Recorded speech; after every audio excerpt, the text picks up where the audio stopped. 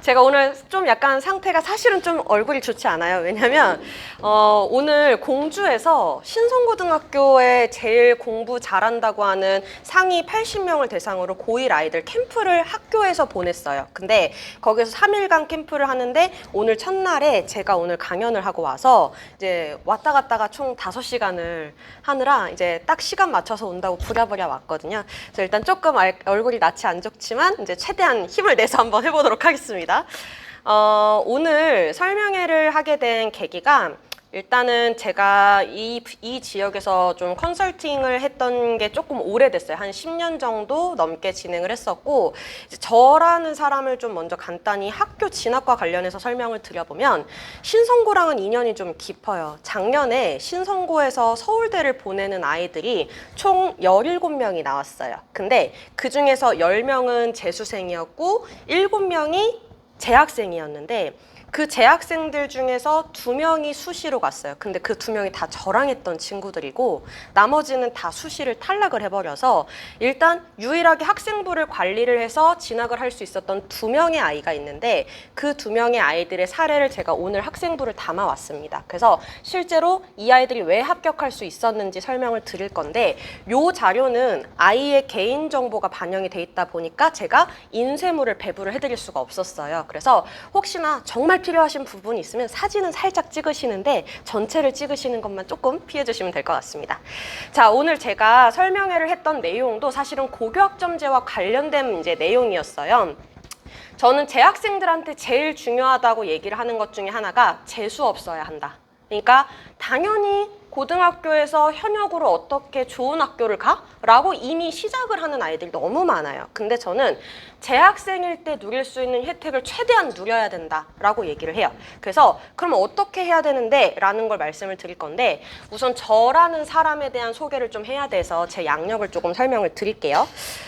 저는 컨설팅을 한 10년 정도 했다고는 말씀을 드렸는데, 저는 이 지역에서 초, 중, 고, 대학원을 다 나왔어요. 그래서 거의 토박이라고 생각할 정도로 이 지역의 문화를 너무 잘 이해하고 있다고 보시면 될 것 같은데, 저는 학부를 중앙대를 나왔거든요. 사실 처음에 대학을 갈 때는 논술로 갔어요. 근데 대학을 갈 때 논술 전형의 특징이 뭐냐면 학교 급을 높이는 게 목적이에요. 그래서 학과는 내가 원하는 데를 타겟팅하지 않아도 상관이 없다라고 보시면 되는데, 논술로 가고 보니까 내가 이 길이 맞나? 라는 고민을 하게 되면서 석사를 가게 됐습니다. 근데 석사를 할 때 그래서 나는 다른 아이들을 가르치는 역할을 하고 싶고, 제가 고등학교 때 느꼈던 게 가장 문제가 뭐였냐면 열심히 하고 잘하고 싶은데 나를 이끌어줄 수 있는 설계자가 없다는 게 좀 아쉬웠던 것 같아요. 그래서 그런 교육적인 부분을 이끌어줄 수 있는 사람이 되고 싶다 해서 석사를 갔고, 그래서 제가 학위 논문 중에선 최초로 컨설팅에 대한 연구를 진행을 했습니다. 그리고 나서 갔는데 대학에서는 인문학을 전공을 했고 대학원을 갔을 때는 사회과학을 했는데 세부 전공을 경영경제 쪽을 또 해보고 싶은 거예요. 그래서 석사에서 교육학을 하면서 세부 전공을 경제를 했습니다. 그러고 보니까 인문 계열은 좀 어느 정도 마스터한 것 같은데? 라는 생각이 드는데 여기서 공부를 끝내기가 싫더라고요. 그래서 저는 박사를 진학을 했고 박사를 이제는 다른 분야를 탐색해보자 이래서 의대로 갔습니다. 근데 저는 의사가 될 수 있는 건 아니고 의대에서 교수나 연구원을 할 수 있는 역할이에요. 이걸 제가 왜 말씀을 드리냐면 끊임없이 대학을 진학한 이후에도 진로에 대한 변화를 고민을 해야 되는 장기적인 로드맵이 필요하다는 얘기고, 그래서 지금 아이들이 제일 부담을 느끼는 것 중에 하나가 고교학점제가 도입이 된대. 그럼 진로 설계가 되게 중요하대 라고 얘기하는데, 그걸 잘못 받아들이는 아이들은 진로가 지금 선택된 게 끝까지 가지 않으면 틀린 게 될까 봐에 대한 두려움을 너무 많이 가져요. 근데 대학은 절대 아이들한테 너는 한 번에 이쪽으로 시작을 했으니 끝까지 이쪽으로 갔어야 해. 너는 그렇게 하지 않았으니까 틀렸어 라고 얘기하지 않는다는 거예요. 진로가 바뀔 수 있어요. 대신에 그 바뀌는 과정을 얼마나 학생부에 충분히 설명해 줄 수 있느냐가 중요한데, 그런 설명력을 가진 학생부를 만드는 방법을 오늘 설명을 드릴 거예요. 자, 그래서 우선은 밑으로 내려가 보시면 여러 가지 제가 뭐 이렇게 많은 내용을 담아왔지만 사실은 너무 많은 얘기를 한꺼번에 설명을 드릴 수가 없으니까 중요한 부분만 포인트를 짚어 드릴게요.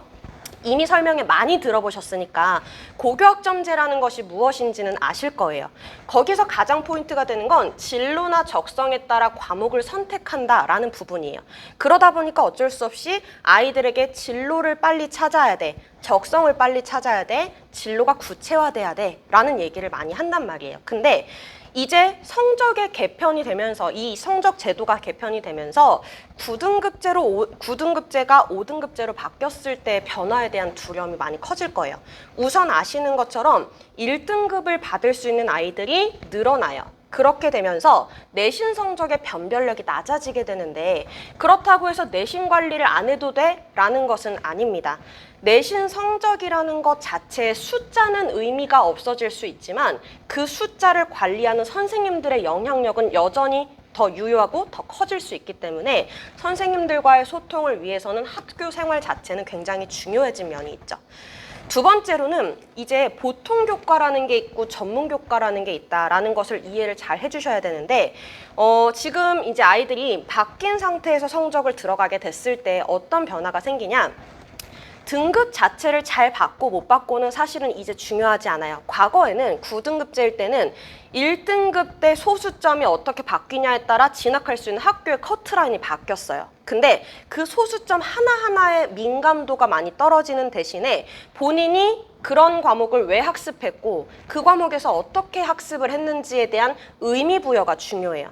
그래서 제가 어떤 계열을 가려면 이런 과목을 선택하는 게 좋아 라는 것을 샘플을 다 드리긴 할 건데, 과목의 선택이 중요해진다라는 것의 의미를 잘못 받아들이면 안 되는 게, 너는 진로가 공대니까 반드시 이 과목을 선택했어야 돼가 아니라, 그런 정답을 원하는 게 아니라 내가 설계했던 과목에 대한 스토리텔링이 중요해진다는 것을 정확히 아시는 게 좋을 것 같아요. 즉, 왜 선택했고, 그래서 그 과목을 어떻게 학습했고, 그래서 얻어낸 결과물이 무엇이냐에 대한 why, how, what의 스토리텔링이 중요해진다는 거죠. 그러면 밑으로 보시면 크게 지금 아이들이 경험을 하게 될 교과목의 체계 분류가 보통 교과랑 전문 교과로 나뉜다고 말씀을 드렸잖아요. 아이들이 지금까지 주로 메인으로 다뤄왔던 과목은 보통 교과일 거예요. 예를 들면 지금 여기에서는 화법과 작문, 독서, 언매, 문학, 수원, 수투, 확통, 미적분, 영어 독해와 작문 등등의 과목이 있습니다. 이 과목들이 있고 그 외에 전문교과라는 게 주어져요. 전문교과에서 지금 현재 고등학교에서 제일 많이 활용되는 대표적인 과목이 예를 들면 과학과제 연구, 생명과학 실험, 고급 수학, 정보과학 이런 과목들이 현재도 이미 고등학교 과목에 포함이 돼서 진행이 되고 있었는데, 이 과목들 중에서 이제 이 전문교과를 선택할 수 있는 지도가 조금 넓어질 거라고 보시면 될 것 같습니다. 그러면 이 분류는 사실 그렇게 중요하지 않은데, 예를 들어서 제가 하나의 샘플을 보여드릴게요. 이게 지금 신성고에서 실제로 학교 지정 과목과 선택 과목에 대한 체계를 이제 잡고 있는 시스템이라고 보시면 되는데, 지금 현행 아이들은 이렇게 분류가 되어 있어요. 현재 고1까지는 학교 지정 과목이 1학년 때는 항상 국어, 수학, 영어, 한국사, 통사, 통과, 과탐실 이렇게 들어가고요. 2학년이 되면 문학, 독서, 수원, 수투, 확통, 영어, 원투 이렇게 들어가고, 3학년이 되면 영어 독해와 작문, 심화 영어 독해 이런 과목들이 이제 포함이 될 거예요. 그래서 이거는 학교에서 애초에 지정이 된 과목이니까 내가 선택하는 게 아니라 필수로 들어가는 과목이 되는 거고, 아이들한테는 1학년 여름방학이 시작이 되기 전에 보통 1차 조사로 너네들 2학년 올라가서 선택할 과목들 한번 선택해봐 라고 얘기하면서, 자, 사탐이랑 과탐 과목들 중에서 네가 어떤 과목을 선택할 건지 3개를 골라와 라고 얘기를 해요. 그러면 어떤 아이들은 저는 문과 갈 거니까 한국지리랑 한국지리 경제를 할 건데 1학기 때 선택할 수 있는 건 물화생지라서 사회 과목이 선택할 게 없네요 라고 하면 그러면 과탐에서 지구과학 하나 하죠 이렇게 얘기를 하는 거예요. 그렇게 해서 선택을 하고, 이과애들은 물화생지 중에서 자기의 진로 방향에 맞춰서 물화생을 한다든지 화생지 이런 식으로 선택을 하게 되죠. 근데 이 선택 과목들마다 지금의 영향력은 9등급제일 때는 본인이 선택했던 그 과목들마다 응시자 수가 그럼 나뉘게 돼요. 그러면 과거에는 예를 들어서 한 학교에서 300명이 정원이다. 그러면 그중에 4% 전교 12등까지 1등급을 받을 수 있었고 내가 전교 12등 안에 들어야 되는 게 기본값인데 선택 과목이 나뉘면 어떤 과목은 60명밖에는 응시를 하는 과목이 안 돼버리는 거예요. 1등급을 받을 수 있는 아이들이 2명으로 줄어들어 버리겠죠. 그러니까 선택 과목을 무엇을 했느냐에 따라 성적이 하락하면 진학할 수 있는 길이 막혀버리는 엄청나게 타격을 입었다는 거예요.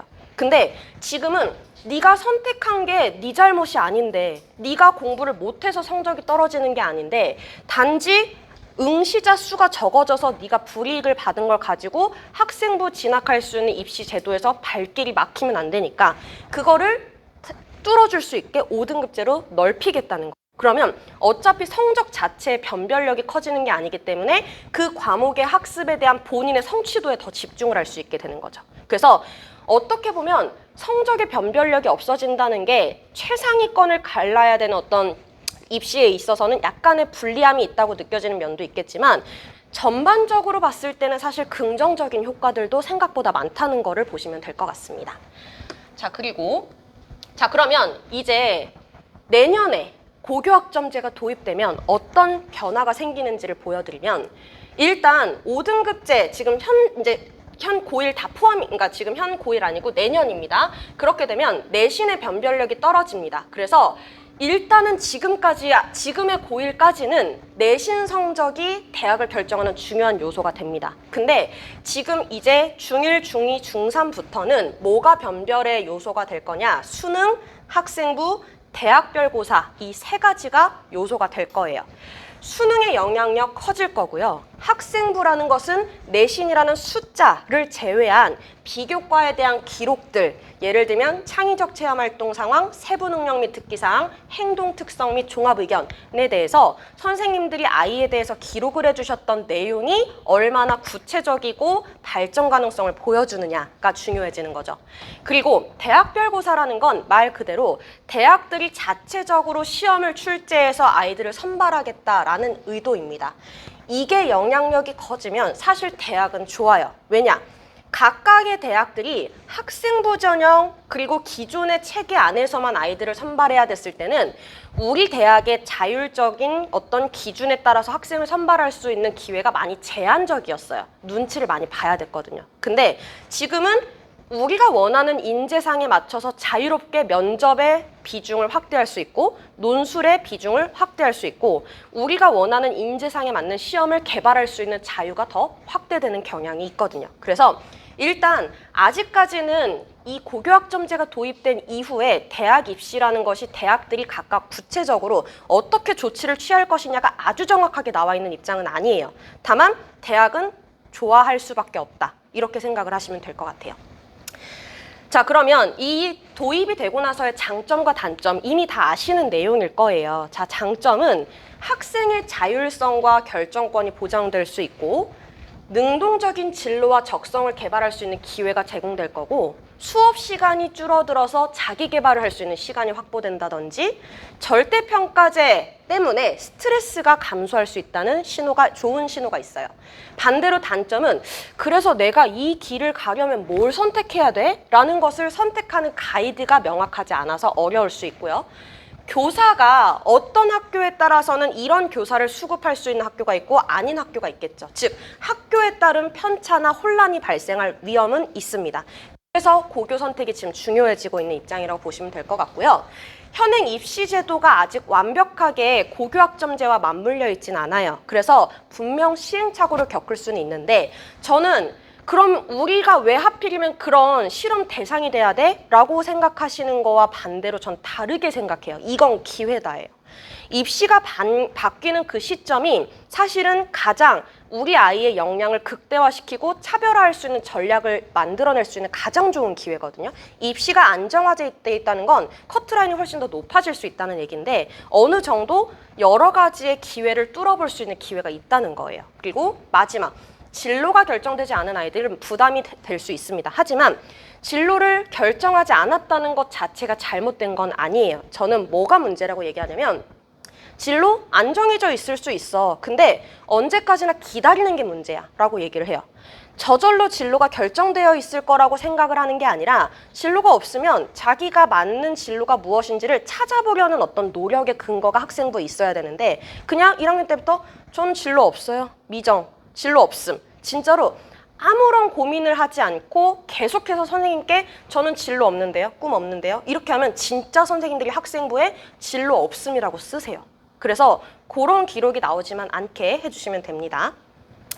자, 그 다음에 이것도 아마 많이 보셨을 텐데 대학의 전공 분야를 크게 5가지로 제가 한번 분류해봤는데 이건 제가 분류한 게 아니고 교육부에서 지정되어 있는 분류입니다. 그래서 인문사회 계열, 자연과학 계열, 공학 계열, 예술체육 계열, 교육 계열, 자유전공 이렇게 크게 분류가 돼 있는데 애들이 사실 생각보다 이렇게 진로가 세분화될 수 있는 체계를 잘 알지 못합니다.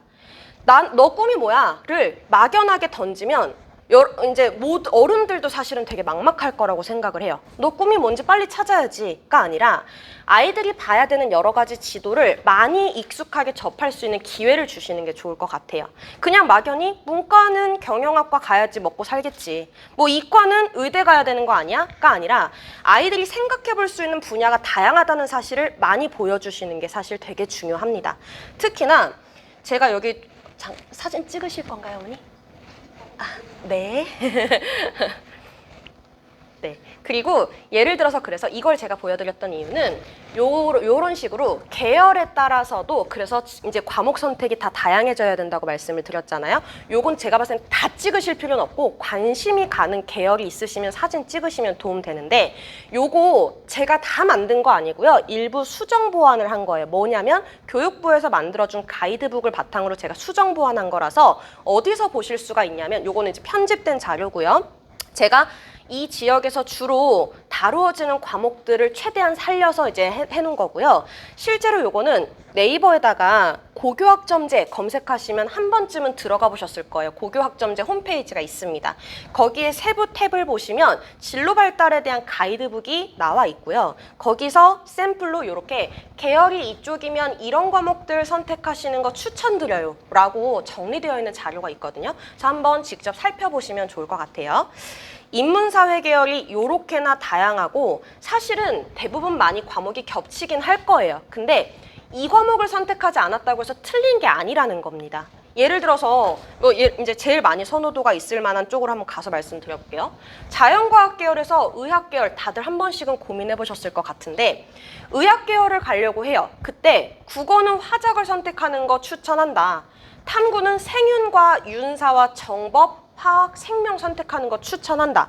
이거 선택 안 했다고 큰일 나는 게 아니라 일단 기본적으로 의학 계열은 기초 지식이 과탐을 베이스로 할 수밖에 없기 때문에 화생을 가지고 가야 되는 건 맞아요. 근데 물리 안 하면 못 가는 거 아니에요? 꼭 그렇지 않아요. 오히려 의학 계열에서 지향하는 인재상 중에 가장 중요한 것 중에 하나가 이 아이가 얼마나 사회에 기여할 수 있고 공동체 의식을 발휘할 수 있는지 윤리성을 가지고 있는지를 굉장히 중요하게 보기 때문에 윤리 관련된 과목들도 좋을 것 같아 라고 얘기를 할 수 있는 거고 그래서 내가 이제 예를 들어서 지금 현재 중3 같은 경우는 고등학교 선택을 하셔야 되잖아요.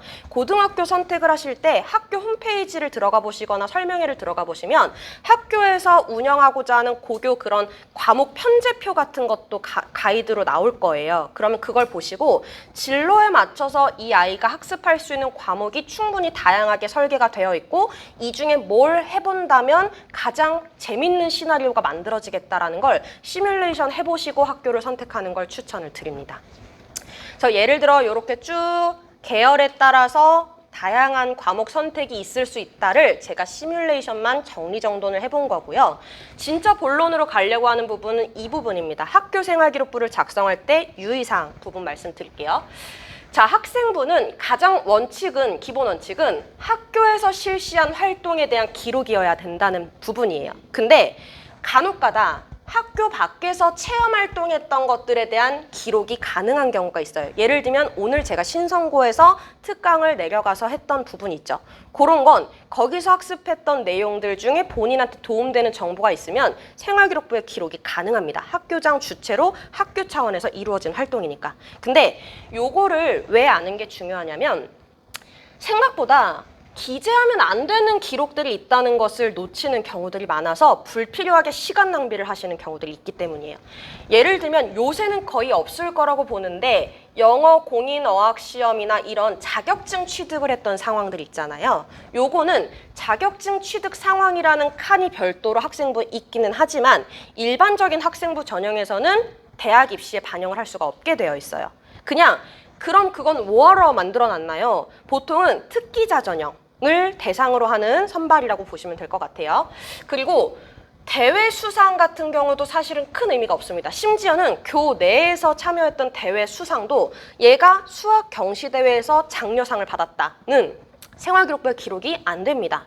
그러면 학교에서 대회 개최가 많이 되는데 그건 다 참여하면 안 되나요? 그건 아니에요. 예를 들면 방금 제가 말씀드린 신성고도 대회가 굉장히 많이 이루어지는 학교예요. 왜 분명히 그 신성고는 알면서도 그거를 시행을 계속하고 있느냐? 주로 수학, 과학, 영어 이런 교과 경시대회들을 많이 운영을 하고 있는데 일단 신성고는 정시 진학이 굉장히 높기 때문에 과목별 학습 성취도를 높이기 위한 동기를 부여하는 면이 있습니다. 그리고 두 번째는 대회를 참여해서 아이들이 진행했던 탐구 자료들이 있을 거예요. 그거를 교과 수업에 접목을 하면 교과 세특으로 반영을 할 수 있기 때문에 일반적으로 모든 학교에서 다 뻔하게 진행되는 탐구 활동들의 기록보다는 그렇게 추가적으로 진행된 기록이 차별성을 높이는 데 도움이 많이 되기 때문에 요것도 참여를 해주시는 게 도움이 될 수 있어요.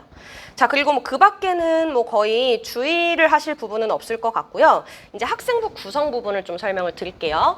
학생부는 크게 인적 학적사항, 보시는 이 오른쪽 면에 있는 인적 학적사항에 아이들 정보가 들어가는 부분이에요. 이 부분까지는 블라인드 처리가 되기 때문에 대학에 반영이 안 되는데 다만 학생부 전형의 경우에는 최근에 굉장히 많이 논란이 됐던 학폭 문제 때문에 특기사항이라는 부분에 학폭과 관련된 기록이 있을 경우 진학이 불가능합니다. 그리고 두 번째로 출결 상황 부분은 대입에 반영이 되는데요. 영역을 보시면 결석, 지각, 조퇴, 결과에 대해서 질병, 미인정, 기타라는 칸이 세부적으로 나뉘어 있어요. 당연한 거지만 3년 개근이 필요합니다. 기본적으로 질병에 대한 것 부분은 감점을 시키진 않아요. 근데 유난히 질병과 관련된 결석이 많다. 그러면 왜 뭐가 어디가 아프길래? 라고 물어볼 수 있겠죠. 그러니까 가급적이면 여기는 특별한 기록이 남지 않게 만들어주시는 게 좋은데 가장 타격이 가는 건 미인정이라고 기록이 뜨는 구간에 숫자가 늘어나는 건 타격이 큽니다. 미인정은 옛날로 치면 무단결석을 얘기해요. 학교에서 이해할 수 없는, 납득할 수 없는 이유로 지각, 결석, 조퇴를 했다는 얘기예요. 대부분의 원인은 늦잠입니다. 그래서 1분만 늦어도 심지어 30초만 늦어도 미인정 처리하시는 선생님들도 계시기 때문에 그 부분을 조금 민감하게 관리해 주시면 좋을 것 같아요. 그 다음 수상 경력 말씀드렸고 자격증 취득사항 말씀드렸고 진짜로 핫불이 갈리게 되는 이제 뒤에 창의적 체험활동 상황을 넘어갈 건데 이걸 넘어가기 전에 잠깐 제가 이 친구 사례를 분석을 해드릴게요. 작년에 서울대 첨단 융합학부를 이제 붙었던 학생이에요. 이 친구는 신성고등학교 출신인데 놀랍게도 서울대를 갈 수 있는 성적이 아니었고요. 그래서 5차 추가 합격으로 문 닫고 마지막에 진학을 했던 친구예요. 근데 얘가 어떻게 붙었는지를 설명을 드리면 출결 당연히 깨끗해요. 수상, 아까 말씀드린 것처럼 수학, 과학, 경시대회들 어차피 대입에 반영 안 되는 거 알면서도 얘는 열심히 참여를 했고 수상을 했어요. 근데 이건 어차피 대학에 지워지니까 영향력은 없는데 얘가 붙었던 첨단 융합학부라는 부분을 잠깐 소개를 해드릴게요. 서울대에서 작년에 처음으로 신설한 전공이 첨단 융합학부예요. 여기는 작년에 그래서 생각보다 입결이 높음에도 불구하고 변수가 많았습니다. 즉, 각 대학들에서 신설을 하는 전공은 생각보다 변수가 많은데 그걸 뚫고 들어갈 수 있는 기회를 노리는 것도 굉장히 좋고요. 특히 최근에 신설을 한다라는 전공은 그 대학에서 장기적으로 적극적으로 육성을 하겠다라고 밀어붙이기 위해서 만든 전공인 경우가 훨씬 많아요. 그래서 여긴 도대체 뭐지? 라고 하고 한 번씩 살펴보시는 것도 좋을 것 같아요. 여기는 이제 크게 5개의 전공을 묶어놨는데 디지털 헬스케어 전공, 융합 데이터 과학 전공, 지속 가능 기술 전공, 차세대 지능형 반도체 전공, 혁신 신약 전공을 묶어놨습니다. 그래서 실제로 이 안에 소속되어 있는 교수님들도 의대 출신자도 있고 컴퓨터공학 출신자도 있고 약대 출신자도 있고 반도체 전공인 사람들도 있고 굉장히 다양해요. 그래서 이 아이가 해왔던 학생부상 얘는 이쪽으로 갈 수도 있겠고 저쪽으로도 갈 수 있겠다를 굉장히 여러 가지의 전략을 세워서 한 건데, 그러면 얘가 이미 3학년이 됐을 때, 고3이 됐을 때 여기가 개설될 줄 알고 이 학생부를 만들었을까요? 그건 아니었어요. 결국은 마지막에 학생부를 놓고 어느 학과를 지원할지에 대한 최종 전략을 세우는 건 마지막에 해야 되는 역할인 경우들도 많다는 거예요. 다만 어느 정도의 방향성을 잡고 1, 2학년을 가지고 갔어야 3학년 때 거기에 부합할 수 있는 전공 분야를 찾기가 더 수월해지는 거죠. 그러면 이제 뒤에 창의적 체험 활동 상황, 이 부분을 볼 건데요. 창의적 체험 활동 상황, 우리는 보통 흔히 줄여서 창체라고 부르는데, 흔히 가장 중요하다고 얘기하는, 사람들이 많이 부르는 비교과라고 하는 게 다 여기에 집약되어 있습니다. 여기는 분류가 자율활동, 동아리활동, 진로활동 이렇게 3개의 영역으로 나누어져 있고, 그 밑에 별도로 봉사활동 실적을 입력할 수 있는 칸이 있는데, 봉사활동 실적은 아주 옛날에는 외부에서 봉사를 해가지고 인증을 넣었어야 됐어요. 근데 지금은 외부에서 봉사했던 실적 반영이 안 되거든요. 학교 안에서 주는 기본적인 봉사 시간만 충실히 이행을 해도 자동으로 졸업할 수 있는 요건 되니까 저 부분은 신경 안 쓰셔도 돼요. 그러면 위에 있는 3개, 자율, 동아리, 그리고 진로, 이렇게 3칸을 관리를 해야 되는데, 자율활동은 여기서 말이 어렵게 나와 있는데, 쉽게 말하면 어떤 걸 반영할 수 있냐면 리더십 활동, 학급에서 반장, 부반장 했던 거, 혹은 학생회 활동했던 거, 축제에 참여했던 거, 체육대회 참여했던 거, 뭐 등등의 공통으로 참여했던 공통활동, 행사를 반영할 수 있습니다. 근데 그 공통행사라 함은 사실은 이 아이의 진로나 개별적인 특성을 살릴 수 있는 기록들이 생각보다 많지 않겠죠. 그러니까 우선은 개별성을 살릴 수 있는 활동을 먼저 챙겨주시는 게 좋아요. 그게 뭐 리더십이 될 수도 있겠고, 혹은 뭐 어떤 교육 활동을 했는데 거기서 진로에 맞춰서 할 수 있는 게 있을 수도 있고, 혹은 멘토 멘티 활동이라든지, 혹은 뭐 독서 프로그램 같은 게 있는 경우들도 있어요.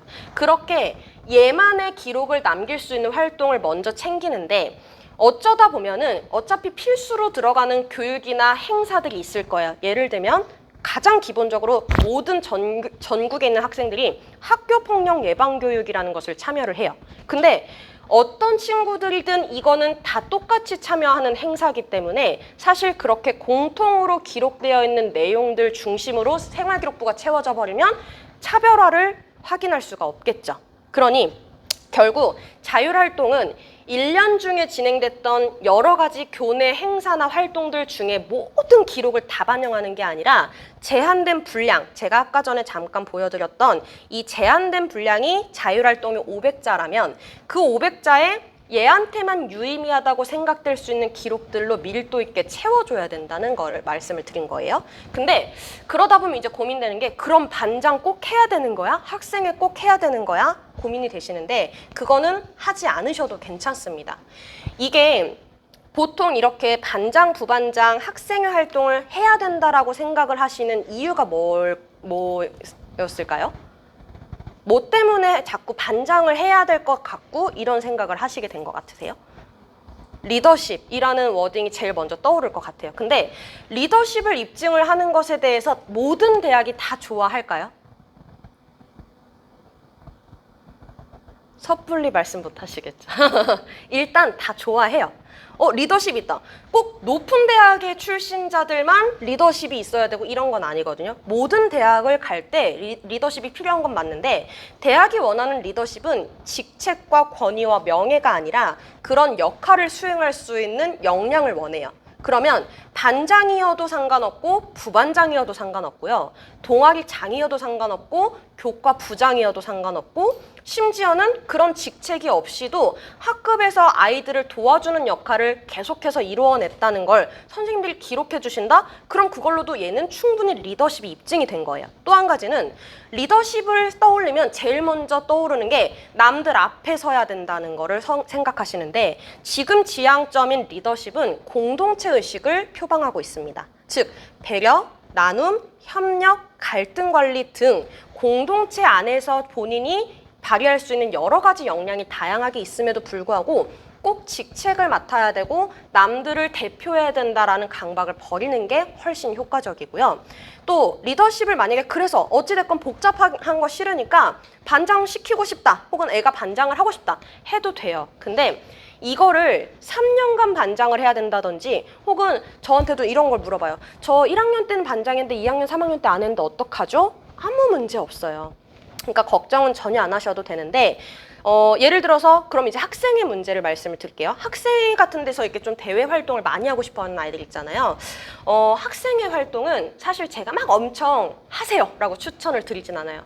반장, 부반장보다 오히려 위험 요소가 너무 많습니다. 반장, 부반장은 중학교 때도 초등학교 때도 이미 익숙하게 해왔던 활동들이 생각보다 많고 굉장히 많은 에너지를 쏟아야 되는 게 아니에요. 근데 학생회는 한 번 발을 들이면 2학년, 3학년 때까지 이어가야 되는 경우들이 많다든지 학교에서 운영되는 대표적인 행사들을 주도적으로 다 책임져야 되는 역할이다 보니까 생각보다 내신 기간에조차도 불려가야 돼요. 왜? 내신 기간에 듣기 시험 테스트를 모의고사 때 듣기 테스트 연습시켜야 되고 시험 기간 되면은 면학 분위기 조성합시다. 잘 공부합시다. 방송 때려야 되고 여러 가지 챙길 것들이 너무 많아지면서 시험 기간조차 온전히 몰입을 하지 못하는 아이들이 많기 때문이에요. 그렇다고 해서 하지 말라는 게 아니라 학생회를 하는 거 좋아요. 대신에 학생회를 함으로 인해서 본인이 원래 해야 되는 본분, 공부나 학교 생활이 차후로 밀려도 된다라는 그런 정당화를 하지만 않으면 된다는 거고 2배의 역할을 충분히 소화해낼 수 있으면 베스트다. 이렇게 보시면 돼요. 자, 그리고 동아리 활동 같은 경우가 사실은 제일 어떻게 보면 저는 비교과에서 가장 중요하다고 말씀을 드립니다. 그래서 제가 컨설팅을 할 때도 언제쯤 시작하는 게 좋아요? 라고 말씀을 이제 많이 하시는데 언제든지 사실은 들어가는 게 좋죠. 근데 입학 전이 좋아요? 입학 후가 좋아요? 라고 말씀을 하시면 저는 입학 전, 직전에는 꼭 하시는 게 좋다고 말씀을 드렸어요. 왜냐하면 동아리는 처음에 3월 달에 선택을 하거든요, 아이들이. 입학을 하자마자 아무것도 모르고 있는데 갑자기 첫 주에 반장, 부반장 임원 뽑아요. 막 둘째 주 되면 2학년, 3학년들이 동아리 홍보한답시고 막 피켓 들고 막 자, 우리 동아리 오세요. 이러고서 홍보를 막 해요. 셋째 주 되면 면접을 봐요. 자, 동아리 원하는데 오세요. 그러면 인기가 많은 동아리들은 당연히 면접 보겠다고 하는 아이들이 많을 거잖아요. 그럼 면접을 보고 나서 보통 3주, 빠르면 3주차, 늦으면 4주차에 동아리 선택이 결정이 돼버리는데 지금 이 시기에 동아리가 결정되면 1년 동안 바꿀 수가 없습니다. 중간에 잘못 들어갔다고 해도 바꿀 수 없어요. 근데 동아리 선택은 다른 학교 행사나 활동들은 사실 어느 정도 아이들의 선택권보다는 이미 정해져 있는 시스템 안에서 이루어지는 활동이다 보니까 다양성이 그렇게 넓진 않아요. 근데 동아리는 자기가 원하는 동아리를 직접 학생 주도적으로 선택을 하다 보니까 이 선택이 어디로 들어갔느냐에 따라서 얘가 관심 분야가 어디였구나 라는 게 확인이 돼버려요. 그래서 가장 중요하게 민감하게 대비를 해야 되는 게 동아리 선택이란 말이에요. 그래서 동아리를 선택하기 전에 이제 보통은 입학 전에 입학 자료집을 보시면 우리 학교에 동아리는 어떤 리스트가 있어요 라는 거 아마 안내 자료가 나갈 거예요. 그 중에서 이런 동아리 괜찮겠다의 후보를 하나만 골라두시면 위험하고 2개, 3개 이게 안 되면 저거 하고 그 다음엔 이것까지 생각해 봐야겠다라는 플랜 B까지를 생각해 놔야 돼요. 왜냐면 특히 아이들 중에서 약간은 좀 이렇게 좀 빠르게 대처하거나 판단이 조금 약한 친구들, 당황하면 그냥 완전 뇌정지되는 아이들 있잖아요. 그런 친구들은 동아리 선택을 하려고 했는데 나는 원래 지금 영어 동아리 들어가려고 했는데 갑자기 영어 동아리에서 면접에서 떨어져 버리는 거예요. 그러면 어떡하지 하다가 갑자기 얘가 어디로 들어가 있냐면 축구 동아리에 들어가 있어요. 그래서 남학생들 실제 케이스예요. 그럼 이제 그러고 저한테 3학년 때 2학년 때 선생님 저 어떡해요? 살려주세요. 이러고 와요. 그럼 쉽지 않다 이렇게 얘기를 해요. 왜냐면 축구 동아리가 잘못됐다는 게 아니라 축구와 관련된 진로를 갈 게 아닌데 그 동아리에서 얘는 그냥 공이나 뻥뻥 차면서 놀고 싶었던 거예요. 어차피 못할 거 이러면서 이제 그럼 재밌게 놀지 뭐 이렇게 하는데 축구 동아리도 애초에 문제가 위험이 1학년 때 들어가잖아요. 못 나와요. 팀으로 운영되는 스포츠잖아요. 그러면 2학년 때 계속 가야 되는 상황이 되거나 혹은 1학년 때는 아무것도 의미를 부여할 수 있는 활동이 없어져 버린다는 거예요. 그러니까 아무것도 대응이 안 되는 정말 참사가 되지 않으려면 플랜을 여러 가지로 세워둘 수 있게 해주시고 입학 전에 최소한 면접 대비를 하나 정도는 할 수 있었어야 돼요. 지원 동기. 지원 동기 안 물어보는 동아리 면접이 어디 있겠어요. 그러니까 왜 가고 싶어요? 라는 것에 대해서 최선을 다해서 답할 수 있는 준비를 좀 해주시는 게 좋습니다. 세 번째가 진로 활동인데 진로 활동에 여기 세부 디자인 보시면 희망 분야라는 부분이 있어요. 희망 분야는 3월, 4월에 학기 초에 담임 선생님들께서 아이들한테 종이를 쪽지로 주시면서 자, 진로 희망 써서 내세요 라고 얘기하실 거예요. 근데 거기다 써서 내는 내용을 선생님들이 일단 입력을 하시는데 저 칸은 대학에 반영이 안 됩니다. 블라인드 처리가 돼요. 근데 그럼 왜 저거를 쓰죠? 라고 얘기하면 두 가지 기능이 있어요. 첫 번째로는 일단 선생님이 확인을 하시면 저거를 학생 그 시스템에다가 선생님들이 입력을 해두시면 그 기록을 모든 교과 선생님들이 다 조회가 가능해요. 그러니까 이 아이가 어느 진로 목적의식을 가지고 있는지를 교과 선생님들이 다 알 수 있기 때문에 그냥 똑같이 수업을 했지만 아, 얘는 의대가 꿈이네니까 의학에 관련된 요소를 살려서 세특을 써줘야지. 아, 얘는 언어 쪽에 발달을 시키려고 하는 아이니까 얘는 언어 능력이랑 결합을 해서 세특을 써줘야 되겠다. 얘는 수학 관련된 진학을 하고 싶어 하니까 수학적인 요소를 부각시켜줘야겠다. 이런 걸 확인할 수 있는 지표가 됩니다. 그리고 저 기록이 들어가는 순간 이 밑에도 선생님들이 자연스럽게 얘가 진로 목적이 무엇이다라는 것을 어차피 키워드로 반영을 하실 거예요. 그래서 어차피 저 부분이 블라인드 처리가 된다고 해도 아무 문제가 없습니다. 다만 저거를 블라인드 처리하는 게 차라리 다행인 이유는 저기는 보통 희망 분야 이렇게 하면 키워드로 제출을 하게 되어 있어요. 근데 너무 명확한 키워드가 쓰여 있으면 얘가 3학년이 되면 생각보다 그러니까 학교 대학들마다도 전공명이 되게 다양하거든요. 근데 그냥 아무 생각 없이 생명과학 계열 이렇게만 써놓으면 생명과학과만 생각을 하게 만들어요. 근데 실제로 대학에서는 의생명공학과도 있고 생명공학과도 있고 화학생명공학과도 있고 생명과학과 여러 가지로 나뉠 수가 있는데 정해진 키워드 안으로 너무 좁혀질 수 있기 때문에 오히려 아이들한테 불리해요. 그래서 저 부분을 지운 것도 있고 심지어는 1학년 때는 특히 모름, 없음 이렇게 써놓는 아이들도 있어요. 처음에 입학하고 목적의식이 정확하지 않으니까. 그러니까 저 부분이 드러나 버리면 불리해지는 아이들이 너무 많아지는 거죠. 그래서 일단 가리고 나머지의 기록을 구체화할 수 있게 만들어주는 거라고 보시면 될 것 같아요. 1학년, 2학년, 3학년까지 쭉 다 이어져 오는 겁니다. 자, 이거는 학교 내에서 그래서 이런 비교과를 채우기 위해서 진행하는 어떤 실제 활동들을 제가 리스트로 이제 가지고 온 거예요. 대표적으로 지금 신성고가 북모닝이라는 활동이 있어요. 저 활동이 뭐냐면 아침에 10분간 전 학급 독서 활동을 시키는 거거든요. 그리고 한 줄 노트를 제공해서 그걸 제출하게 만들어요. 제출한 내용을 누적해서 생활기록부를 써주겠다는 건데 저 두 학생의 학생부를 비교해 볼게요. 위에 북모닝 활동에서 이기적 유전자와 바이러스 쇼크 등의 다소 이해하기 어려운 책도 아침 10분 동안 반복적으로 읽음으로써 의학적인 지식이 없음에도 내용을 이해하게 됨이라고 쓴 아이가 있고 똑같은 학년이에요.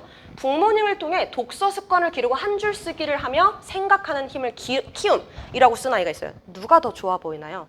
같은 활동을 했지만 위에 아이가 훨씬 더 설명력이 높죠. 본인이 똑같은 활동을 해도 그 안에서 어떤 식으로 활동을 진행했는지에 대해서 생활기록부에 표현되는 그 정도에 따라 퀄리티가 달라져요.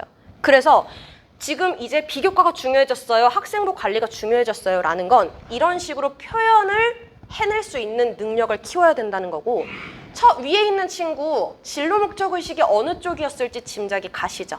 어느 쪽으로 갔을까요? 가려고 했을까요? 처음에는 의대 목표였다는 얘기예요. 1학년 때 의대가 목표였던 친구였어요. 근데 결과적으로 이 두 학생 누구는 붙고 누구는 떨어졌냐? 둘 다 서울대 첨단융합학부를 똑같이 붙은 아이들이에요. 작년 제가 수시 2명 붙었다 그랬잖아요. 그 친구 2명 학생부 지금 제가 스크랩해온 거예요. 똑같이 붙어요. 근데 쟤는 사실 의대를 가고 싶었던 아이지만 의대를 못 가고 차선으로 서울대를 간 아이고 얘는 의대고 뭐고 서울대를 못 갈 아이였어요. 근데 얘를 제가 나중에 얘가 1학년 때 이렇게 만들어져가지고 저한테 어머님이 사실 찾아오셨어요. 1학년 말 끝나고 이미 학생부가 끝난 상태에서 2학년 시작됐는데 어떻게 선생님 얘 학생부 좀 만들어주세요. 이래서 쉽지 않네요 라고 얘기를 하고서 2학년 때부터 제가 이렇게 관리를 했거든요. 요게 2학년 학생부인데 2학년 때 것도 사실은 초반부에 오신 게 아니라 어중간하게 거의 이미 작성이 끝난 상태에서 오셔가지고 제가 최대한 반영을 하긴 했었는데 어떤 게 있었냐면 매일 아침 10분 독서 프로그램인 북모닝 시간을 활용해서 유전자, 화학 관련 책을 읽으며 지식을 쌓고 책을 읽어서 느낀 점, 자신의 진로와 연관시켜서 과학의 미래까지 심도 있게 논의함 이렇게 썼어요. 똑같은 아이지만 어찌됐건 발전이 되었지만 사실 이것도 제가 원래 써줬던 버전은 아니에요. 이게 무슨 얘기를 하고 싶은 거냐면 저는 분명히 유전자나 화학 관련 책이라고 워딩을 하지 않았고 얘가 실제로 읽었던 책 제목을 넣어줬어요. 그리고 얘가 느낀 점과 진로와의 연관성을 다 부여해서 표현을 해줬어요. 근데 학교에서 커트를 치는 거예요. 이게 학교의 영향력을 무시할 수 없다는 거를 말씀을 드린 거예요. 분명 저희가 써준 거를 제가 써서 보내도 학교에서 일부 편집을 하실 수 있고 혹은 재구성을 하실 수 있어요. 어찌됐건 조금 더 구체화됐다는 장점은 있으나 어떤 선생님을 만나느냐가 굉장히 중요하고 그 학교의 문화가 어떠냐가 굉장히 중요해서 학교 선택이 중요해지는 거라고 보시면 될 것 같아요. 그리고 밑에 또 이제 여러 가지 또 이런 활동들도 있어요 라는 건데 배우메스 프로젝트라는 것이 명칭은 다르지만 사실 대부분의 학교가 다 운영을 할 거예요. 자율탐구 활동이라는 건데 이걸 단독으로 행사나 활동으로 진행을 시키는 경우도 있지만 교과 수행평가를 이런 형태로 진행을 시켜서 세특으로 반영하시는 경우들이 있어요. 예를 들면 2명에서 4명 팀으로 조직을 해서 심화탐구 프로젝트 보고서를 작성을 시키는 거죠. 이거는 3년 중에 무조건 한 번씩은 하게 될 거예요. 근데 그럼 뭐가 중요하냐? 팀 안에서 맡은 역할이 무엇인지, 그리고 그 팀을 조직하게 된 계기가 뭐고, 그 안에서 운영된 탐구의 주제가 뭐였고, 탐구 안에서 본인이 주도적으로 했던 역할이 뭐고, 그 안에서 얻어낸 결과물이 무엇이냐를 모든 내용을 낱낱이 학생부에 잘 반영해야만 해요. 이 기록은 선생님들이 물론 다 잘 작성을 해주실 거예요. 근데 선생님들 입장에서는 한 선생님이 관리해야 되는 아이들이 수십 명이잖아요. 그러니 모든 아이들의 기록을 다 세세하게 관리하기가 힘듭니다. 그래서 아이들이 직접 관리를 할 수 있는 능력과 시각이 필요해요. 근데 그래서 예를 들면 1학기 말, 2학기 말쯤 되면 선생님들이 아이들한테 양식을 주실 거예요. 자기평가서라는 양식을 주실 건데, 자, 이 양식에서 선생님이 준 내용에다가 그 양식의 칸에 맞춰서 너네가 생활기록부에 쓰였으면 좋겠는 너희들의 진로와 관련된 활동들을 한번 써가지고 제출해. 그럼 내가 참고해서 생활기록부 써줄게 하시는데, 그 선생님들마다의 양식이 다 다르고요. 제출을 요구하시는 시기도 다르고요. 그거를 주시고 바로 걷어가시는 경우들도 있고 주시고 일주일에서 한 달까지 유예기간을 주시는 경우도 있어요. 그건 선생님들 재량이기 때문에 그 타이밍을 정확히 맞춰야 된다는 부담감이 있죠. 그러면 결국은 뭘 해야 된다? 미리미리 누적해서 그 기록을 남겨두고 있었어야 된다는 얘기예요. 그래서 꾸준한 관리가 필요한 거지 보통은 대부분 선생님들이 1년치의 학생부에 쓸 내용을 이 학기 말에 주시는 것보다 학년 말에 한꺼번에 거두시거든요. 그럼 애들은 갑자기 어버버해서 나 1학기 때 했던 거 기억 안 나. 나 최근에 2주 사이에 했던 것만 그냥 기억나니까 낼래. 하면 1학기 때 개고생을 해가지고 열심히 탐구를 했지만 그건 생활기록부에 의미 있게 기록할 수 없는 상황이 생긴다든지 하는 문제가 생기죠. 또 한 가지는 이거를 선생님들이 양식을 주시고 자 일주일 정도 줄 테니까 일주일 뒤에 다음 수업 시간에 내라 라고 하시는 경우가 있고 혹은 구글 폼으로 주시는 경우가 있거든요. 그러면 그런 부분을 가지고 아이들이 엄마 나 이거 내야 되는데 하고 던져드릴 거예요. 아이들이 엄마 나 이거 어떻게 써? 할 거예요. 그러면 1차적으로 어머님들은 마음이 급한데 일단 누구한테 도움을 받을 수 있는 방법이 없으니까 어머님들이 쓰시거든요. 근데 저는 학생부를 너무 많이 봤으니까 입학사정관도 그렇겠죠? 보잖아요. 그럼 저는 딱 그래요. 이 부분 어머님이 쓰셨어요? 라고 얘기를 해요. 티가 납니다. 왜냐면 어머님들은 얼마나 우리 아이가 잘 되길 바래요. 그러니까 한없이 사랑과 어떤 희망과 믿음을 가득하게 이 아이는 반드시 붙여야 한다라는 그런 어조로 워딩을 쓰시는데 이게 중요한 게 부모님들의 마음이 투영된 워딩들, 감정을 이입하는 표현들은 절대로 들어가면 안 되고요. 철저한 객관적인 사실과 성장하게 된 정보를 바탕으로 기록을 해야 되는데 문제는 부모님들은 학교 생활을 하시지 않았기 때문에 이 아이가 무슨 활동을 했었는지 세부적으로 알 수 없다는 한계가 있어요. 그래서 미리미리 자료화를 해두시거나 그거를 작성해 줄 수 있는 누군가를 찾아가시게 되는 거예요. 일단 이렇게 보고요. 그래서 제가 이 친구가 했던 기록들을 다 이런 식으로 관리를 누적을 했었어요. 매번 무슨 활동을 했었고 거기서 어떤 식으로 진행을 했었는지를 다 생활기록부에 쓸 정보들을 미리미리 다 작성을 해놓은 거예요. 그 활동이 끝날 때마다, 진행될 때마다. 그리고 1년치가 누적이 되고 선생님들이 가져오라고 하실 시점이 되면 자, 이제 이거 아마 내라고 하실 거야. 그때 너는 이거 인쇄해서 들고 학교 다녀야 돼 라고 얘기해요. 왜냐면 학교에서 휴대폰을 쓸 수 없는 상황에 갑자기 내라고 하시는 경우, 종이에 써서 내라고 하시는 경우들이 많거든요. 그러니까 써놓은 거를 가지고 있지 않으면 준비를 해놓고도 핸드폰이 없어서 못 냈어요. 그냥 선생님한테 대충 기억나는 대로 써서 냈어요. 이러고서 학생부가 망가지는 경우들이 너무 많기 때문이죠. 그래서 꾸준한 누적 관리가 필요하다라는 거 보시면 될 것 같고요. 교과학습 발달 상황, 지금 9등급제일 때는 이런 식의 양식이 있고 그 밑에 세부 능력 및 특기 사항이 있을 텐데 성적 부분에 영향력이 줄어들어서 그 반대급부로 이 세부 능력 및 특기 사항의 영향력이 커졌겠죠? 요 칸은 교과 선생님들이 하나하나 작성을 해주시는 칸인데 여기에 분량을 보시면 교과 세부 능력 및 특기 사항을 과목별로 500자를 쓸 수 있다라고 되어 있어요. 그러면 모든 선생님들이 하나하나를 다 500자씩 채워주실 수 있는 상황 인데 이게 생각보다 500자 채우는 게 만만치 않은 일이거든요. 그러다 보니 선생님들이 아이를 잘 모르시는 경우에는 500자는 맥스니까 굳이 맥스로 채워주지 않고 그냥 내가 기억나는 선에서 뭐 혹은 복사 붙여넣기 해서 써주고 그냥 떼우시는 경우들도 분명히 있을 거예요. 그러면 어떻게든 최대치의 양을 채워서 밀도 있는 내용을 반영을 해서 이 아이에게 유의미한 기록들을 만들어야 되겠죠.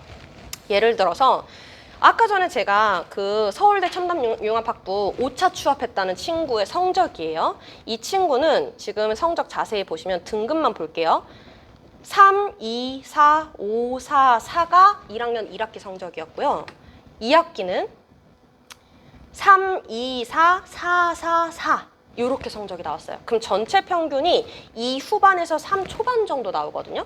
3 초반이면 상위 몇 퍼센트? 20% 이내라는 얘기인데 상위 20%가 서울대를 어떻게 갔을까요? 그죠? 근데 이 친구는 1학년 때 이렇게 내신 성적도 관리가 되어 있었을 뿐더러 이 밑에 보시면 이게 1학년 세특에서 제가 유의미하다고 볼 수 있는 기록들을 표시를 해놓은 건데 이렇게 보면 언뜻 괜찮아 보이지만 2학년 세특을 비교해 봤을 때 제가 손을 대기 시작을 했을 때의 기록하고 시각적으로만 보셔도 훨씬 더 유의미하다고 평가될 만한 기록들이 많아지죠. 그러니까 이거는 어찌됐건 학교에서 열심히 참여를 하는 것도 중요하지만 참여를 잘했다는 것만으로 대체가 되는 게 아니라 그걸 표현할 수 있는 적극적인 정보를 계속해서 때려 넣어야 된다는 거고요.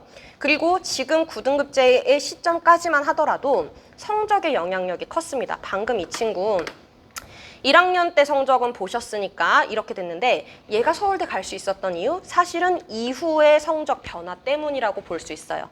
이후에 2, 2, 2, 1, 1, 2, 1, 1, 1 그리고 1, 1, 2, 2, 1, 1, 2, 2가 2학년 1학기, 2학년 2학기의 성적이에요. 확실한 성적의 상승세가 나타났죠. 지금의 입시는 이렇게 성적의 변화를 가지고 영향을 줄 수 있었다는 거예요. 근데 부분적으로 3학년 1학기 때 3등급대로 떨어진 게 있기는 하지만 어찌됐건 전반적인 성장 가능성을 보여줬고 세특의 변화를 통해 3학년 성적의 한계도 커버를 했다는 점에서 통과할 수 있었던 요소가 있었다 보시면 될 것 같고요. 그래서 서울대 합격생이 내신이 2.33 보기 힘든 성적입니다. 보통 일반고 기준으로 서울대 합격할 수 있었던 친구들 내신 1.3만 넘어가도 사실 부담돼요. 그래서 얘는 원래 안 쓰려고 했다가 한번 정시가 되니까 시도해보자라는 얘기를 했어요. 그 말씀을 드리는 이유가 뭐냐면 수시를 지원하는 전략은 얘의 내신 자체가 이러하니 여길 씁시다만 결정할 수 있는 게 아니라 정시와 수시의 가능성을 모두 비교해놓고 비교 우위가 될 수 있는 전략을 짜야 된다는 거를 말씀을 드린 거예요. 그래서 어찌됐건 세특은 이렇게 보였는데 그래서 평상시에도 얘가 이제 어느 정도 제가 처음에 요약하는 방법을 자꾸 보여주면 나 생명 시간에 이런 활동했어요 라고 스스로 쓸 수 있어요. 본인이 쓴 거예요. 이 내용에 대해서 대신에 이제 그때부터는 제가 어떤 역할을 하냐면 요렇게 자 이제 네가 이 쓴 정보에 대해서 조금 더 이런 내용을 구체적으로 끌어내서 세특을 반영해보자 라고 저는 피드백만 주면 본인이 쓸 수 있을 정도로 성장을 하게 됩니다. 생각보다 어렵지 않기 때문에. 그래서 요렇게 되고 마지막 학생부 영역이 독서활동 상황과 행동 특성 및 종합 의견인데 독서활동 부분은 반영이 안 되는 칸이에요. 그게 무슨 얘기냐면 이제 얘가 1학년 1학기 시간에 뭐 국어 시간에 어떤 소설을 읽었어요. 그러면 요 칸에다가 이 아이가 읽었던 소설 제목을 예를 들어 제인 에어다. 그거를 선생님이 써주실 거예요. 근데 칸이 아예 블라인드 처리가 되기 때문에 대입에 반영이 안 되는데 그걸 잘못 이해하면 그럼 독서 안 해도 돼? 라는 생각으로 큰 오해가 됩니다. 여기는 반영이 안 되지만 그 교과 시간에 읽었던 책 제목을 선생님들이 어떻게 넣기 시작하냐면 교과 세특에다 넣으실 거예요. 수업 시간에 이 책을 읽었다. 차이가 어떻게 바뀌는 거냐면 독서활동 상황에 분명히 기록은 똑같이 해주실 건데 책 제목만 들어가냐? 세특을 통해 이 책을 왜 읽었고 어떤 의도로 읽었고 그래서 무슨 내용을 알게 됐냐까지 구체적으로 기록할 수 있다는 차이가 생겨요. 그래서 독서는 학교 안에서 이루어지는 활동도 있고 학교 밖에서 이루어지는 활동도 있을 텐데 아이들이 학교에서 공부할 수 있는 내용은 그래도 어느 정도의 표준화가 되어 있단 말이에요. 아이들 스스로의 진로나 관심에 맞게 다양하게 선택할 수 있는 폭이 굉장히 넓은 게 독서 활동이라 독서는 굉장히 중요합니다. 그래서 보통 저는 한 학년에 무조건 과목당 하나씩은 넣어야지 라고 얘기를 해요. 그럼 중학교 때보다는 훨씬 부담이 덜하다고 느끼지만 막상 고등학교를 진학하고 나면 현실은 공부하기도 빠듯한데 무슨 한 과목당 하나씩이야 이렇게 부담을 느껴요. 그때부터는 독서의 방법이 바뀌어야 됩니다. 지금은 아이들한테 한 권을 읽을 거면 정확히 처음부터 끝까지 조금씩 나눠서 다 읽어야지 라고 얘기를 하게 되지만 어차피 애들은 다 읽어도 기억 못해요. 그러니까 대학은 그걸 다 읽었는지를 검증하는 게 아니라 이거 왜 읽었어? 즉 책을 선정하게 된 의도나 목적 그리고 그래서 뭘 읽었는데 가장 기억에 남는 내용만 설명할 수 있으면 되고 그래서 네가 생각하게 된 거 성장한 게 뭐야 라는 결과를 제시할 수 있게끔만 독서를 해주시면 됩니다. 마지막 행동 특성 및 종합 의견은 담임 선생님이 쓰시는 칸인데 요 칸의 대부분은 선생님들이 인성 관련된 요소를 써 드릴 거예요. 뭐 공동체 의식, 뭐 배려, 나눔, 협력, 갈등 관리, 리더십 발휘를 실천한 학급 내에서의 활동을 기록해 주실 건데 그 기록만 가지고는 차별성이 없습니다. 보통은 그래서 추가적으로 학습이나 진로 관련된 요소를 추가적으로 붙여줘야 되는데 아직까지는 학교들의 문화가 그런 부분을 세부적으로 짚어주지 못하는 기록을 많이 가지고 있어요. 이제 입시가 바뀌면 그 부분의 영향력이 커질 수 있겠죠. 그리고 여기 옆에 보시는 거는 제가 이거를 보여드리는 이유는 이 칸들을 관리하는 선생님들을 잘 알고 계셔야 된다라는 걸 말씀을 드리는 거예요. 어떤 선생님이 무슨 칸을 관리하시는지를 모르는 상태에서 그냥 마구잡이식으로 담임선생님한테 선생님 저 바꿔주세요 이렇게 돼버리면 그거 내가 쓰는 거 아니야 라고 얘기해 주시면 갑자기 흐지부지 돼버려요. 동아리는 동아리 담당 선생님이 쓰실 거고 자율활동이나 진로활동은 학급 담임 선생님 혹은 진로활동은 진로 선생님이 있을 경우 진로 선생님도 작성을 하실 거예요. 출결이나 특기사항, 뭐 행동 특성 및 종합 의견 대부분은 담임 선생님이 쓰실 거고 교과 세특이 문제인데 교과 세특은 각 담당 교사가 하나씩 다 권한을 나누어 가지게 됩니다. 그럼 500자 한 칸당 국어 선생님 따로, 수학 선생님 따로 이렇게 다 나뉜다는 얘기고 가장 베스트는 당연히 선생님들한테 다 찾아가서 관리해달라고 말씀을 드리는 게 좋겠지만 그런 부담을 가져야 된다는 게 아니라 기본적으로는 선생님들이 시키시는 수행평가나 활동 시간 내 타이밍을 잘 맞춰서 제출만 할 수 있으면 문제가 되지 않고요. 또 그 중에서도 굳이나 선생님들을 찾아가야 되는 경우는 내 진로나 진학에 중요하다고 여겨지는 과목들이거나 혹은 내가 특히 망친 과목들의 선생님들과는 그런 교류를 좀 많이 늘리실 수 있게 도와주시면 좋을 것 같습니다. 자, 그리고 학교 생활의 주요 이슈가 다음과 같은데요. 요거는 사실 아직은 입학하기 전이기 때문에 다 보실 필요는 없고 뭐만 챙기시면 되냐면 입학하자마자 선택해야 될 것들이 중요한 게 많다는 거. 3월 첫째 주부터 셋째 주까지가 가장 위험합니다. 이때 선택 잘못하면 나락이에요. 그래서 잘못 선택했다 어떡해요? 수습해야죠 뭐. 근데 수습은 할 건데 선택이 잘못되면 돼서 오는 그런 감점 요소는 약간은 조금 문제가 될 수 있고요. 중간에 생활기록부를 작성하시는 시기가 1학기 말과 학년 말에 있을 거예요. 대부분은 학년 말에 많이 몰릴 거고 그 시기가 되기 전에도 요청을 하시는 경우가 많기 때문에 항상 긴장감을 가지고 학교 생활을 할 수 있게 유도해 주셔야 됩니다. 또 한 가지는 여름방학이 되기 전에 보통은 중간고사 이후에서 기말고사 사이에 선택 과목을 조사를 시키실 거예요. 아마 지금 고교학점제가 도입이 되면서부터는 이 선택 과목 조사가 훨씬 더 민감해질 거라고 예상이 되는데 요거를 보통 지금 현행도 1차 조사와 본조사로 나뉘어요. 1차로 선택했다고 그게 쭉 선택이 결정된 게 아니라 1차 조사를 해놓고 나면 선택이 상대적으로 많이 없는 과목은 폐강을 할 거고 선택자 수가 많거나 추가적으로 요청하는 과목이 있을 경우에는 추가적으로 개설을 해서 다시 조사를 받을 겁니다. 그래서 이 조사를 할 시기에 진로가 어느 정도 결정이 되어 있어야 2학년 때까지 어떤 방향을 잡을 수가 있는 거죠. 그리고 이제 뭐 Q&A는 거의 다 제가 말씀을 드렸어요. 임원 활동 해야 되냐? 꼭 그렇진 않아요. 또 교과학습부장 꼭 해야 되냐? 하면 좋긴 하지만 이것도 필수는 아니에요. 학생의 마찬가지로 아까 말씀을 드렸어요. 동아리 어디 가입해야 되냐? 당연히 진로와 적성에 관련된 동아리를 선택하는 게 좋지만 1학년 때 같은 경우는 조금 예외적인 변칙도 있어요. 진로가 없는데 무작정 강요해서 너무 진로에 어떤 특화된 동아리를 들어가는 것도 위험할 수 있겠죠? 그래서 그럴 때는 교과학습을 심화시킬 수 있는 동아리를 들어가 주시는 것도 도움이 돼요. 예를 들면 적어도 얘가 가장 좋아하거나 잘하는 과목에 그런 학습 역량을 발달시키는 동아리들이 있겠죠? 뭐 실패가 없는 동아리들, 예를 들면 국어 동아리.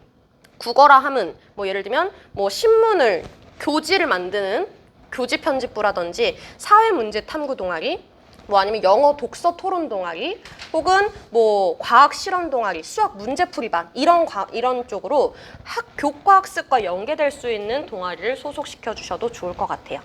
뭐 그밖에 특별한 건 없고요. 요거는 사실 진학 가능성에 대한 전략은 제가 봤을 땐 지금 굳이 고민하셔야 될 부분은 아닌 것 같아요. 그래서 패스를 할 거고요. 제가 요거 성적 지표 만드는 거 되게 싫어하거든요. 왜냐면 정답이 없는 걸 정답으로 만들어 달라고 요청을 하셔서인데 제가 이거를 일단 한번 설명을 드릴게요. 입시를 할 때 지원 가능 대학의 수준이 어쩔 수 없이 일반고와 특목 자사고는 수준 차이가 있다는 걸 어느 정도는 감안을 합니다. 그렇다고 해서 특목을 갔으니까 무조건 유리해, 무조건 망쳐도 돼, 일반고보단 무조건 유리하지, 이거는 아니에요. 다만 또 일반고로 분류돼 있다고는 하나 일반고 치고는 굉장히 성적 내기가 빡센 학교들도 있어요. 그러니까 그냥 대략 상위 몇 % 정도 됐어야 했다 정도만 확인하시면 되고 지금의 서연고 혹은 의치 약한수는 뭐 전교 뭐 5등에서 넘어가는 경우 쉽지 않다. 요 정도만 생각을 해주시면 될 것 같고요. 특목은 조금 더 선택의 폭이 넓을 수는 있습니다. 요거는 사실상 이제 입시가 바뀌는 시점이고 이제 올해 내년 입시가 다 치러지고 나서 저희가 계속 입결 데이터를 취합을 했을 때 아마 계속해서 쏟아지는 정보들을 참고하시는 게 훨씬 더 좋을 것 같습니다. 그리고 요것도 한 가지 제가 주목해보는 부분인데 우리가 정시와 수시를 크게 나누잖아요. 정시는 3개를 쓸 수 있고 수시는 6개를 쓸 수 있어요. 근데 6개 외 옵션으로 추가로 지원이 가능한 학교들이 요 학교들입니다. 카이스트나 유니스트 같은 학교는 6개 수시를 서영고, 서성한을 썼다고 한들 추가 옵션으로 하나를 더 지원할 수 있는 학교들이에요. 그래서 상위권 아이들이 한 번쯤은 시도해보겠다라는 학교가 되는데 그 중에서도 특히 지금 말씀드린 두 학교 카이스트랑 유니스트는 대입의 자소서가 폐지됐지만 여전히 살아있는 학교예요. 자소서가 살아있다는 얘기는 무슨 얘기냐? 학생부에 기록되지 않은 추가적인 이야기를 더 심층적으로 풀어내달라는 얘기예요. 그래서 이게 지금 현재 아이들이 진학할 시점에 살아있을지는 모르겠지만 지금 현재 상황에서는 자소서가 살아있는 유일한 두 학교 이렇게 보시면 될 것 같고요. 계약학과를 한번 눈에 이제 담아두시는 것도 좋을 것 같은 게 특히 주목하실 만한 게 기업체 취업형 계약학과가 있어요. 이 학교들이 뭐 경북대, 제가 고대, 서강대, 연대 요렇게가 삼성전자, 현대자동차, SK하이닉스, LG디스플레이 요런 그 전공이랑 그 취업이랑 연결이 되어 있다고 보여드렸는데 이 학교들만 있는 게 아니에요. 생각보다 굉장히 많은 학교에 취업 연계 학과들이 있는데 그 학과는 그 전형이 따로 있습니다. 그런 과들을 선발하기 위한 따로 선발 기준이 마련이 되어 있는데 이런 학과들은 처음에 입학을 하잖아요. 그럼 입학하는 순간 졸업할 때까지 전액 장학금을 기업에서 줍니다. 그리고 2학년이 올라가면서부터 해당 기업에 인턴십을 나가게 하고 4학년 졸업하자마자 바로 취업을 할 수 있게 유도를 합니다. 그러니까 아무래도 지금의 대학이 어쩌면 대학을 가는 게 목적이 아니라 취업을 잘하기 위한 어떤 발판이라고 볼 수 있는데 그걸 유도하기에는 굉장히 좋죠. 대신에 대학을 갔어요. 근데 하다 보니까 자기 적성이 아니에요. 혹은 다른 학교로 편입을 하거나 재입학을 했어요. 그렇게 되면 이 학교를 다녔던 시기가 사실은 물거품이 되잖아요. 다녔던 학기만큼 장학금을 토해내고 가시면 됩니다. 됐죠? 그래서 요것만 보시면 되고요. 뭐 그 밖에 학습 환경에 대한 문제에 대해서는 뭐 특별하게 말씀을 드릴 만한 게 아직은 없는 것 같아요. 그래서 요거는 패스를 하도록 하겠습니다. 그래서 마지막으로 질의응답만 조금 하고 마무리를 할게요. 혹시 제가 여기다 이렇게 리스트를 써놓기는 했지만 여기 질문들 중에서 질문하셔도 되고 혹은 그 밖에 추가적인 고민을 하신 거를 말씀해 주셔도 될 것 같아요.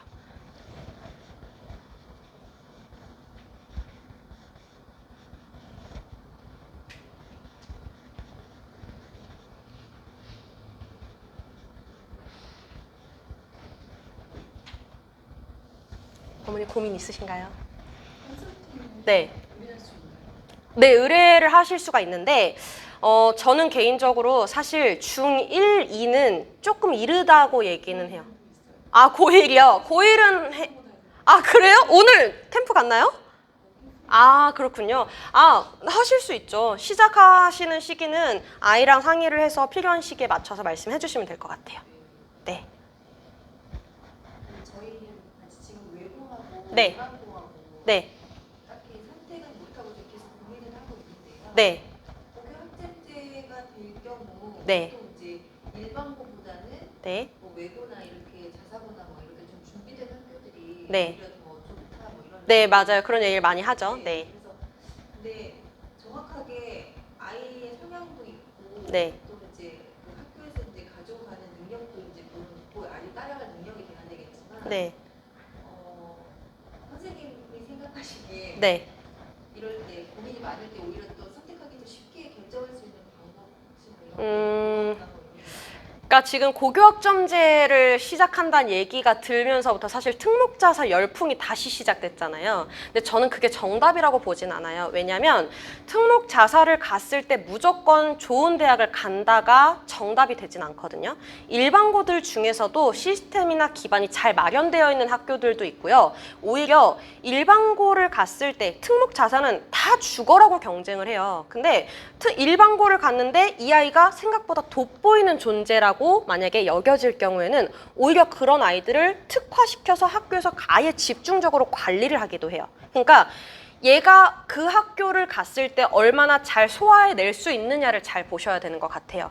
외고를 간다고 했을 때 외고는 기본 베이스가 어문 계열 쪽에 혹은 국제학 계열 쪽으로 진출을 할 가능성이 매우 높아지는데 실제로 장기적인 진로 로드맵이 그쪽으로 가 있다 그러면 훨씬 시스템상 자연스럽게 연결을 해줄 수 있는 그런 활동들이 많을 거예요. 그래서 뭐 해외 교류도 되게 많을 거고 뭐 원어민 수업도 있고 이렇기 때문에 설명할 수 있는 시스템이 훨씬 많는 건 사실이에요. 그러니까 그런 면에서는 일반고보다 외고를 갔을 때 할 수 있는 기회가 훨씬 많죠. 근데 얘가 진짜로 내가 진짜 어문이나 그런 국제학 계열로 갈 건지가 확실하지 않은 상태인데 학교를 그쪽으로 갔기 때문에 선택의 여지가 없어서 그렇게 진로를 마무리 지어야 되는 경우가 생기기도 해요. 그렇게 되지 않으려면 오히려 일반고를 가거나 자사를 갔을 때 선택의 폭을 변화시킬 가능성이 훨씬 높아지겠죠. 그래서 이거는 진로를 어느 쪽으로 갈 거고 예상치 못한 변수를 어느 정도까지 생각해 봤느냐에 따라서 달라지는 문제인 것 같아요. 네. 어머님은 혹시 고민되시는 거 없으실까요? 저희 아이는 좀 소극적이고 네. 적극적인 활동들을 사실 못하는데 네. 성적이나 이런 부분은 이제 채워지거나 이렇게 할 수 있는 그 외과 활동이나 연습이나 그런 활동들은 할것 같아요. 네네네. 그게 좀 걱정이 돼요. 저는 크게 걱정 안 하셔도 된다고 보는 게 학교에서 그렇게 만들 거예요. 고교학점제가 처음 도입되는 시기잖아요. 도입이 되는 시기에는 지금 모든 학교들이 사실 그걸 대비하는 그런 어떤 리포트를 계속 생산해내고 있거든요. 그러니까 적극적인 아이들은 어차피 알아서 잘할 거예요. 근데 소극적인 아이들이 페일되게 만들 수는 없기 때문에 그런 아이들을 따로 어떻게 또 관리해 나갈 것인지는 보통은 지금 이런 식으로 가요. 학교에서 그거를 설계해 줄 수 있는 교사를 붙인다. 이렇게 가요. 그러니까 얘가 아무것도 적극적으로 나서지 않는다고 해서 방치되지 않도록 첫 해는 특히 많이 신경을 쓸 거예요. 왜냐면 기사가 날 거거든요. 이런 아이들 방치되고 있는데 어떻게 할 거냐? 할 거잖아요. 그러니까 그렇게 되지 않게 케어할 수 있게 학교에서 시스템을 마련을 하고 있기 때문에 소극적인 아이들도 그리고 학교의 문화를 보고 아이들의 변화를 보면 움직여지고 따라가져요. 이게 팀으로 프로젝트를 해야 되는 경우들이 많다고 말씀드렸잖아요. 그러면 본인의 역량 대비 훨씬 더 좋은 결과를 만들어내는 경우들이 많고 학생부를 보면 나는 별거 안 했는데 생각보다 선생님이 너무 잘 써주신 거예요. 내가 마치 조금 괜찮은 사람처럼 느껴지면 거기서 재미를 느끼고 시작하는 아이들도 많아요. 그래서 저는 그렇게 걱정하실 일이 없이 학교에서 해줄 거라고 생각을 하지만 이제 만약에라도 조금 아이가 스스로 동기부여가 미리 돼서 목적의식을 가졌으면 좋겠다라고 하면 그런 부분에 대한 샘플을 많이 좀 찾아보게 해주시는 것도 좋아요. 아, 이런 탐구도 할 수 있구나. 이런 식으로도 진로를 찾을 수 있구나. 혹은 뭐 진로 포트폴리오를 미리 만들어보게 한다든지 독서를 시킨다든지 이렇게 할 수도 있겠죠. 네. 그리고요. 네. 예, 알겠습니다. 그래서